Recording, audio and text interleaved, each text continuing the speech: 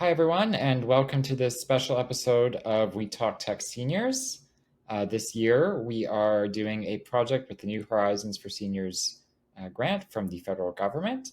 And as part of that grant, we are traveling around the province and talking all about different technologies which can help our seniors population to age in place and continue living in their homes.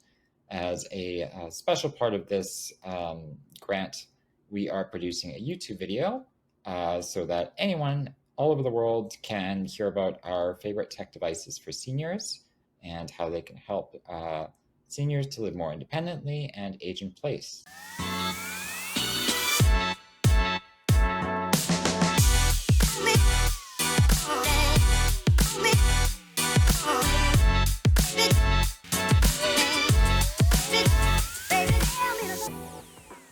Today, Ian and I have invited a very special guest who has tons of knowledge in this area, Frank Engelman, and we're going to be talking about all kinds of his favorite gadgets and getting his view on how seniors can age in place gracefully. Right, thank you. So, I'm Frank Engelman from Technology for Seniors, and for several years now, I've been writing articles about um, doing senior smart homes and smartphones, and they've been pretty well received, but sometimes I get complaints that they're a little hard to implement. So, I started a new blog, Frank's Easy Tech Corner, and I've got a few articles that I'd like to share with you. And so the problems that people have run into is they may have a very simple home where they may not even have the internet, and they may not have Wi-Fi, and so they don't want to add a router and all this kind of stuff. So the first one I wanted to talk about is the problem of you're sitting at the couch or on the bed and you want to adjust the light next to you, and you have to reach up and twist this little knob on the stock of the light fixture. And so I made a little video about it, but I'm going to just show you here as a prop, just with something as simple as this bulb. If you can replace a bulb with this Bluetooth bulb and this Bluetooth switch, that you could then control it and to pair it as long as you have the bulb on. Just hold this button for a few seconds and that'll pair it. And that's all it takes. No hubs, no internet, anything.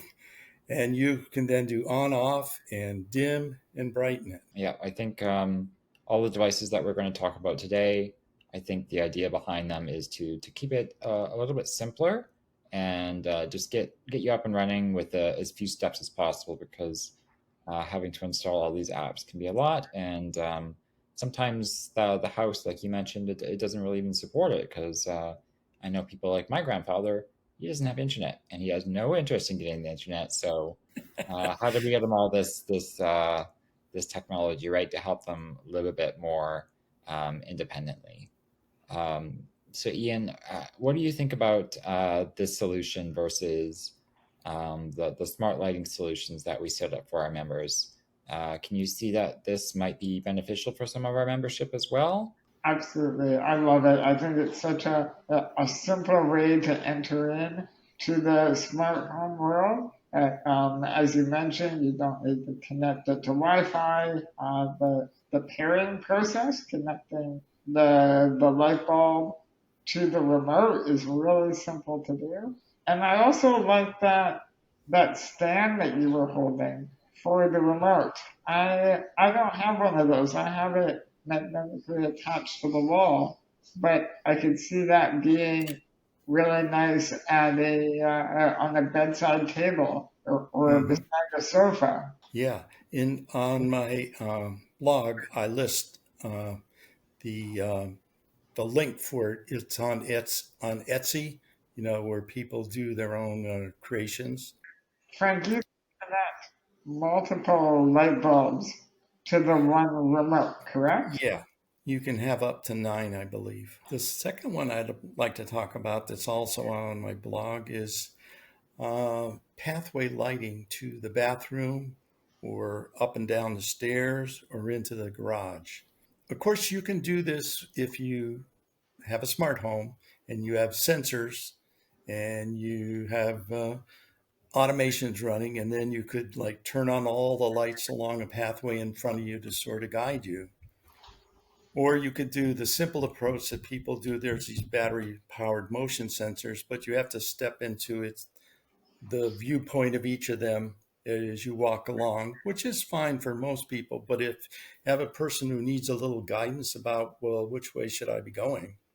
It's nice to, when one of these turns on, they're wirelessly connected to all of them, and so they all turn on. So it's a really good low cost method. I didn't bring a prop here, but you'll see on my blog about how this works. And there's a video there too showing it. And one of the really interesting things is um, for a garage. It seems like every garage I've seen, the lights for controlling the switch for controlling the lights is inside the garage because that's where they think you're going to use it. But let's say you're going to go into the garage, you open the door and it's dark.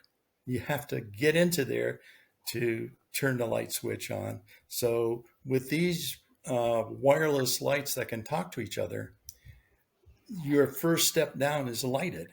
So you don't have to worry. The same thing with using them on the stairs.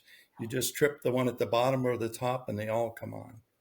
Right. So I think the usefulness of this is twofold. I think primarily is it's creating a lighted pathway for safety, so you can see where you're going. If you trip one of the sensors, they're all going to light up and create a nice pathway for you.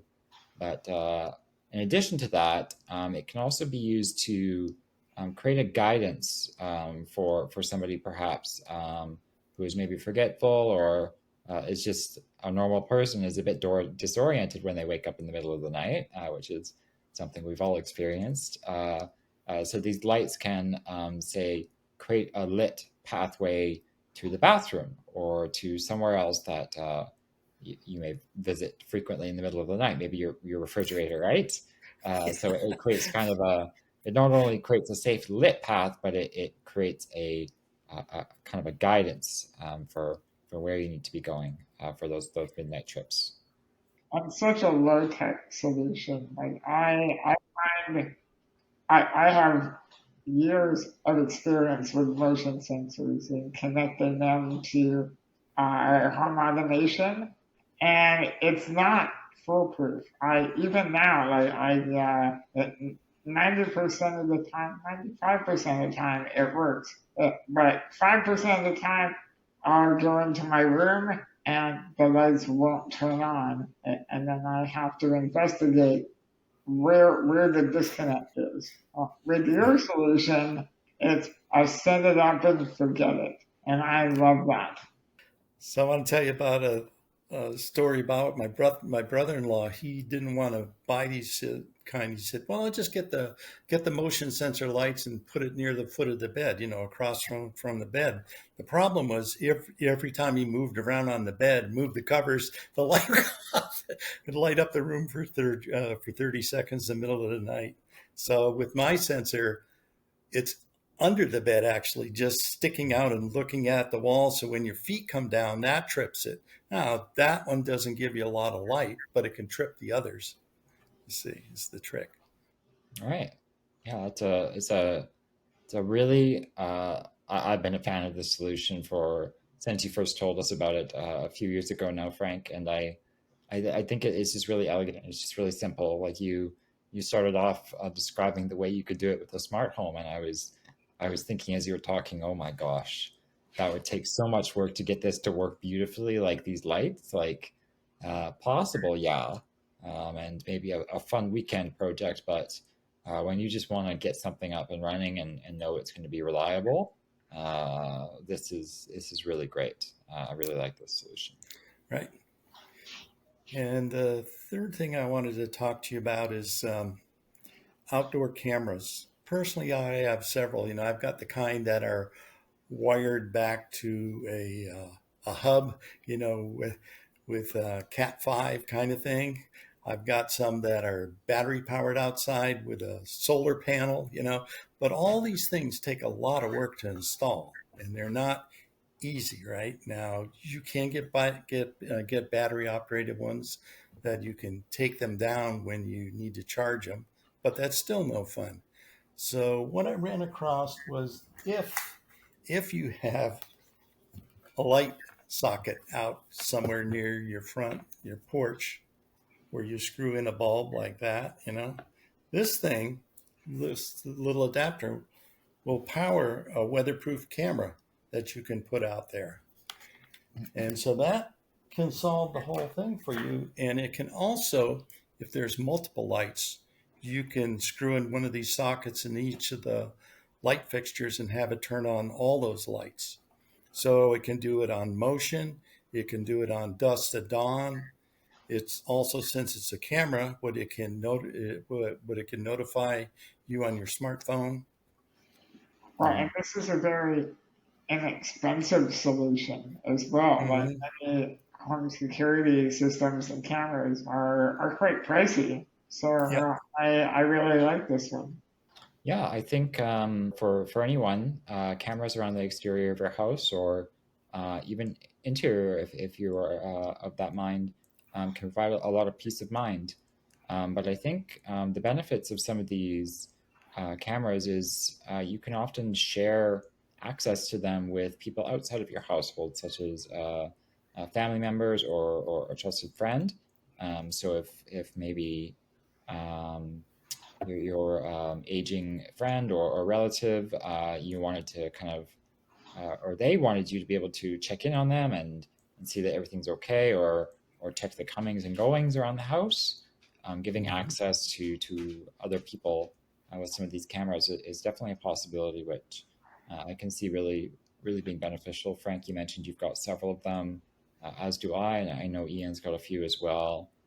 They're really just nice for keeping an eye on what's going around on your house, and we all hope that there's never going to be an issue in it. They're all just installed, and they never have to serve a purpose, but they're good for peace of mind. And I really like mine. And I think the model you showed there was a Wise Cam V3 and a socket power adapter. And I think you could get that for roughly $50 or so, depending on the market that you're in. US or Canada it can vary a little bit, but they're I think Ian, as you said, they're relatively inexpensive, especially for the level of peace of mind that they can give you. Mm-hmm. Great. Well, thank you so much, Frank, for joining us for this part. We will see you shortly for part two. Frank, if people want to know more about you and what you're doing and hear about all of your tech tips, where can they find you? Okay, so the new blog there is Frank's Easy Tech Corner, and I hope you can put a link in your YouTube Absolutely. here for it. Right now, there's about 4 articles out there, but I'm doing like one or two a month. With all this kind of focus, is how to make it easy. Now, as they get more involved as you go on, because at some point, if you're going to want time routines or spoken automations controlling things, you will have to add some devices to do that, and you will need the internet, and you will need Wi-Fi. But for just getting started, if you want to try a few of these things, there's some pretty easy solutions. All right, awesome. We'll definitely put a link in the description. So head on there down there and check out all of the articles Frank's written. So thank you, and we'll see you next time. All right.